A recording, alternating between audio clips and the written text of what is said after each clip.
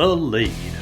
Sponsored by Lavish Boutique, Lavish Coffee, Jasper Veterinary Clinic, Jasper Bone and Joint, and Carl Cannon Chevrolet Buick GMC. Welcome, ladies and gentlemen, to The Lead. I am Greg Tinker, and honored today to have Coach Vince Medlock. And if you've been around Jasper athletics over the last, Coach, I'm going to say 40 years. Is that all right? That's fine. If you've been around Jasper athletics over the past 40 years, you know the name Vince Medlock because he was an outstanding athlete at Walker High School and then in college, and then he came back here and spent his career coaching in the city school system. Coach Medlock, welcome. Thank you. Thank you. Glad you're with us today. So speaking of sports, you grew up in the area. Talk to us a little bit about growing up here, the sports you played, and your transition from the Walker County Training School to Walker High School and playing there. Okay. As you mentioned just now, I started at County Training School, Walker County Training School, and I played basketball. I didn't play football because I was in the band. My mom wouldn't allow me to play football at that time, so I was in the band. Didn't want her baby to get hurt. Right. So I played, I was in basketball mostly up until the 9th grade, and then once we had to transition over to the integration part of the school system, then I came on over to Walker County High School, and graduated from there in '71. Now, I played football and basketball at Walker County High School at that time, and I ended up getting a football scholarship at Alabama A&M, and I went there, you know, after graduation from high school. It was a difficult time for me as far as sports is concerned because once I got to A&M, you know, injury plays a big part into your athletes sometimes, and it took a part of me. Took me out of basketball and football. Even though I went there on a football scholarship, I also was there on basketball, played basketball until I was injured. And after I was injured, I just went ahead and started doing my studies, you know. And from there, I got into mental retardation. Started out in business, but I was in my room one night and was watching TV, and a commercial came on about kids needing teachers in that field. And it hit me just then. I said, well, I'm going into education. And that's where I ended up being in education and under special education, mental retardation field. So I stayed there until, like I said, I graduated in '71. 75 from A&M. From A&M, my first job was at Dora High School, Walker County High School. I stayed there from '75 to '76, also in coaching, basketball and football. My football coach at that time was Don Cox, and my basketball coach was Mickey Beatty. So Mickey Beatty and I, along with Don Cox, we made a good friendship. Actually, Don Cox was the one who got me into fishing. He took me out one day in his bass boat. I said, I'm hooked. And Coach Cox tried to get me to do golf, but that wasn't my game. That was too much walking. The only thing I liked about golf was riding in a golf cart. So I never did take up that sport. So I ended up, you know, staying there just 1 year. And then I transferred over here to Walker County High School. And I wasn't in coaching or anything when I first got here. It took a few years before that transitioned over to me. Because at the time when Coach Schumacher was the coach at that time, and then Coach Morrison was his B-team coach. So once Coach Morrison decided to leave basketball out, that was my opportunity to get into basketball. So I coached basketball for 18 years as a B-team coach, had only one losing season, had 229 wins to 124 losses. So that was, you know, a good accomplishment for me. A lot of success. Yes, and I enjoyed basketball and football. Doing football, I became good friends with another coach there, and we both had the B team coaches, B team, and I did the defensive, and he did the offense. Coach Sasser, John Sasser, and we had a great bond ourselves, together. And I had, like I said, I had the defense, and the kids loved when I would tell them we had a play called double pressure. That's where the linebackers would always smash down and trying to sack the quarterback. Coach Sasser sometimes would tell me, "Don't do it too much. Don't do it too much. We want to play them again. We want to play them again." I said, "No, I got to get them. Sure, I got to get them." So we had a good bond doing that, and I also started track. I think the track I started was in let's see, when was that? I'm trying to find 77. I did track. When I first started the track there wasn't a track. I mean, it was cut out to be a track, but it was gravel and whatnot. It wasn't asphalt like it is now. From 77 to 79, I did the cross country along with the other sports that dealt with track. And so I did that up until 79. Then once I had the opportunity to just do basketball, I got out of football because that was under Coach Campbell, David Campbell. And then I just started doing basketball. I did the girls for 1 year. Had the girls basketball team for 1 year, and which was a success for me, I thought. But then I wanted to coach the boys because my son was coming up to be ready to play boys basketball. So it was a hard decision to leave the girls or either not coach my son. So I chose my son over the girls, so to speak. And at least I did get a chance to coach him for 2 years. And after that, I didn't coach anymore after the 2000 season. And I just finished out my teaching career until I retired in 2013. During the process of becoming a coach and deciding to do that, was there somebody as you were moving up through your career, junior high, high school, college, was there a coach or two that kind of stood out that you modeled yourself after? Well, I looked up to Coach Herman Davis. I used to watch him as his coaching career, and I wanted to emulate him a little bit as far as coaching, So I could say Coach Davis was my inspiration. Not a finer man, I think, has ever walked the halls of a school in Jasper or the streets of Jasper than Herman Davis, right? Right. He was a giant of a man, and he's one of the guys when I got into the school system. He was our assistant principal, and just like you, I watched his life and tried to emulate the things that he was doing because he was such an extraordinary man. So you came back, you coached, and all those years, 18 years. So you mentioned your son. Talk a little bit about your family because you've been married to Christy a long time. Yeah, 47 years. We've been married 47 Congratulations. years. Going on 48. Yeah. And we have 2 kids, as you mentioned. My daughter is 45. That's Sean. We call her Sean. Her name is Vendetta. We call her Sean. She's 45. My son is 41, Lee. He's a junior. So they're both in Huntsville, Madison, right now. My son is married, but Sean is not. So I don't know if she's going to ever get married. But anyway, I've been trying to push her. But so far, she hadn't taken the bait yet. She's got it like she likes it right now, right? Yeah, right. Yeah. She hadn't taken the bait yet. So, and like I said, Chris and I have been married over 47 years now. Now, both of your children were athletes. Talk a little bit about their athletic careers, if you will. Okay, well, Lee played basketball under me, and he also played football.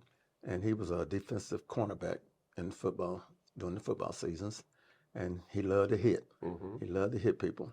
So I was real proud of him doing that because he didn't want to play offense. He wanted to play defense. He wanted to hit someone. Okay. Now, Sean, she played volleyball at Alabama A&M. Also played volleyball here at the high school under Sheila Kilgore. And she played there. And she got a scholarship also to play volleyball at Alabama A&M. And during her time there, she became an All-American.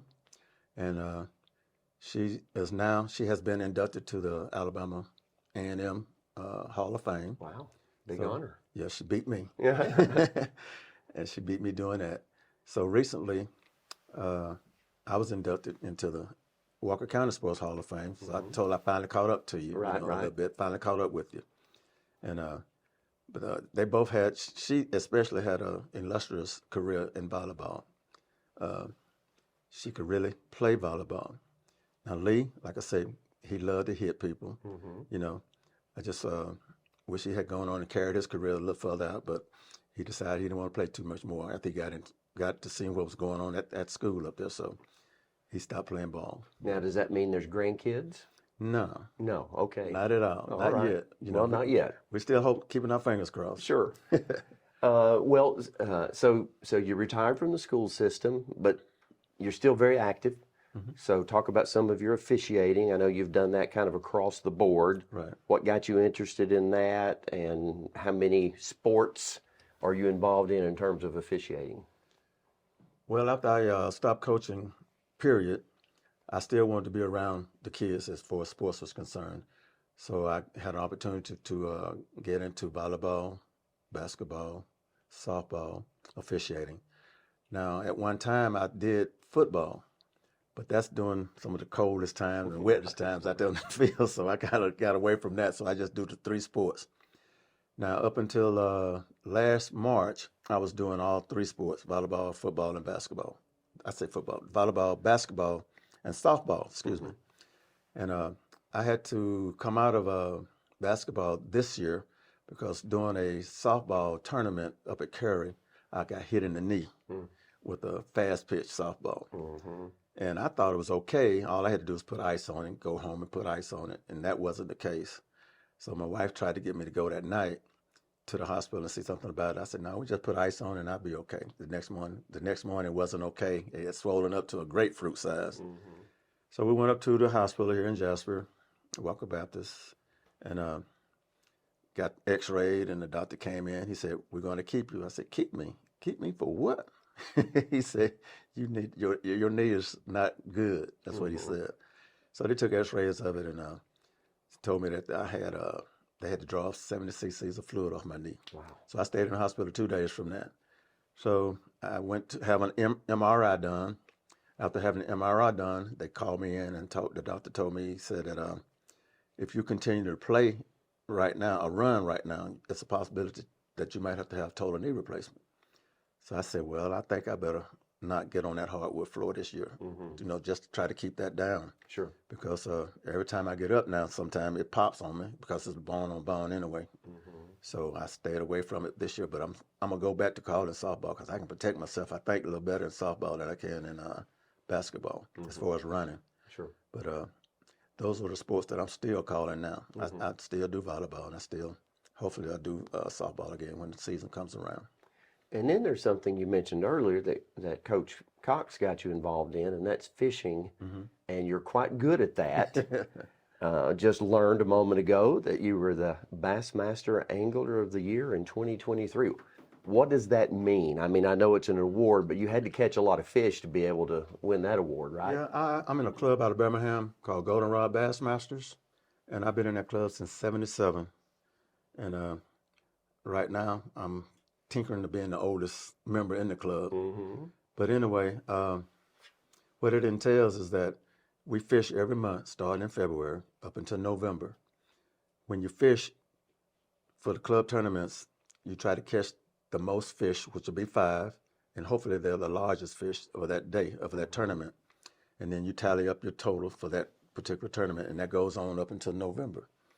Okay, coming up into October, there was another guy in my club. We were neck and neck.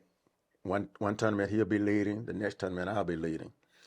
So the last tournament, which was held on Smith Lake, we went up there to fish, and I had pre-practice up there. I don't normally practice on the lakes because I think sometimes if you practice on them, sometimes you mess up your fishing areas. But this time I said, well, I'm going to go up there and try my luck and see where I go. I drove 18 miles one way just to find some clear water, some stingy water. And I noticed when you put in, as you go out, who's ever in head of the AOY stand at a particular time, they get to go out first, and then whoever second goes second, third, and on the way down the line. So I was second. So when he took off, I noticed he turned real quick ahead of me. I said, "You messed up, because that water's clear over there. I know it's clear because I've seen it." So, but I kept going, and I went on to the areas where I wanted to fish at. Then I started catching my fish in that area. So I went there Saturday and Sunday. It was a 2-day tournament, the last of the year, a 2-day tournament.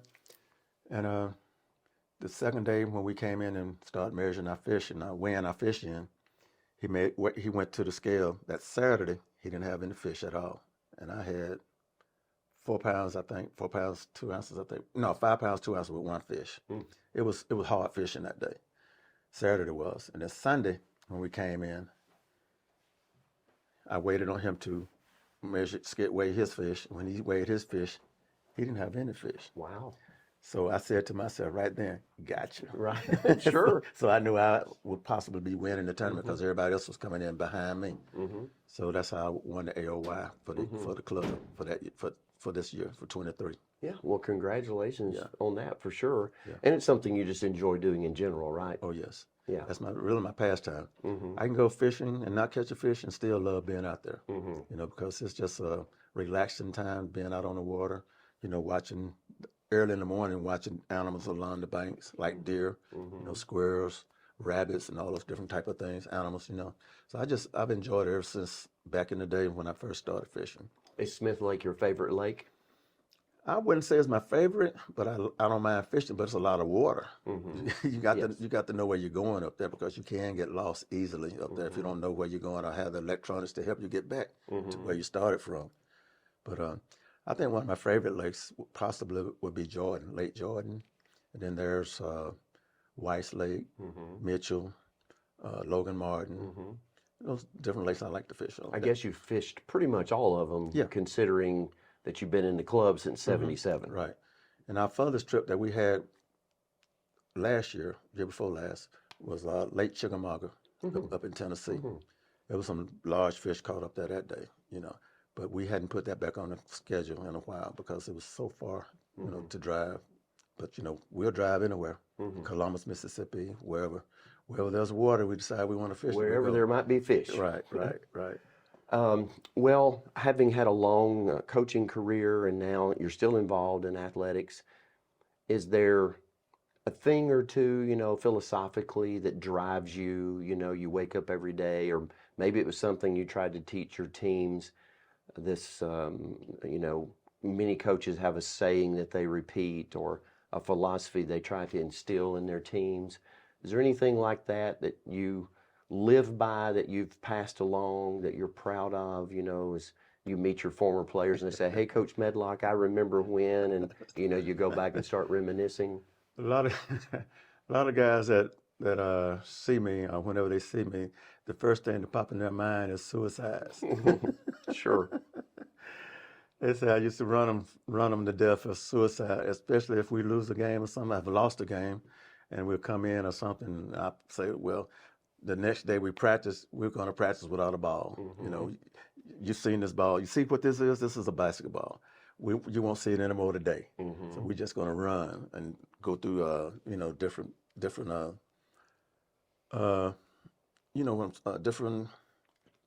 schedules, not schedules, but different things as far as how to get better in our game situations, you know." Right. And that's most of the things that I always hear them say. You know, you ran us today, suicides, you know, different things like that. So, but they always say that it made them better, you know, as far as their life is concerned, to realize that they had to do better to make themselves better by doing that, you know. And I get a big kick out of that, and I enjoy hearing them talk to me about it sometimes.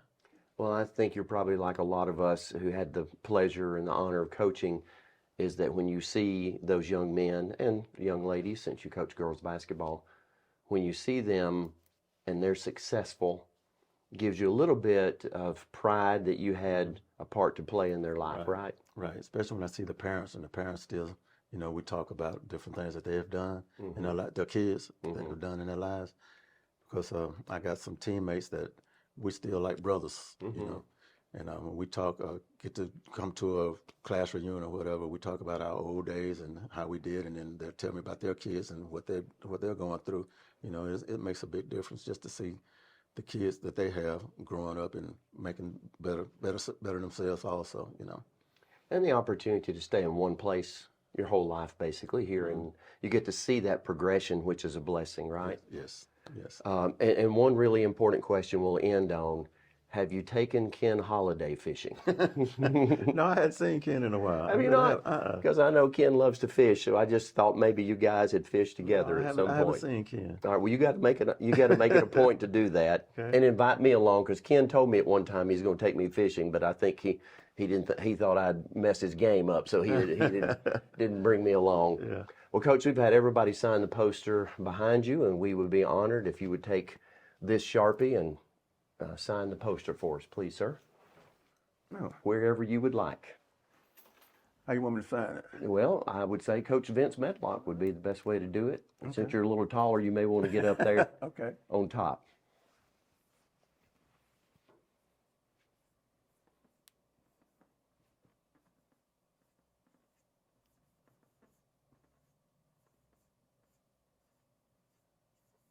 Okay. Well, we sure appreciate you doing that. And if anybody wants to learn anything about how to catch fish, then you might get in touch with Coach Medlock. And if you want to see him in person, you probably ought to go to the Jasper High Gym, because he's usually around if there's a ball game going on, because he's still very involved in the community and in supporting athletics at the high school. And we're glad of that for sure. Coach, it's been a pleasure to talk with you today, and thank you for your contribution to our community across these years. And I don't say that just in the past tense, but what you're continuing to do, because it's hard to find officials these days. Yeah. So the fact that you're still involved in providing officiating for our young folks, we appreciate your contribution on all of those levels, and hope that your knee holds out so you can do it a whole lot longer. Yeah, I appreciate you guys inviting me. Yeah. Really do. Well, it's been our honor to be with Coach Medlock today. This is Greg Tinker for The Lead saying good afternoon.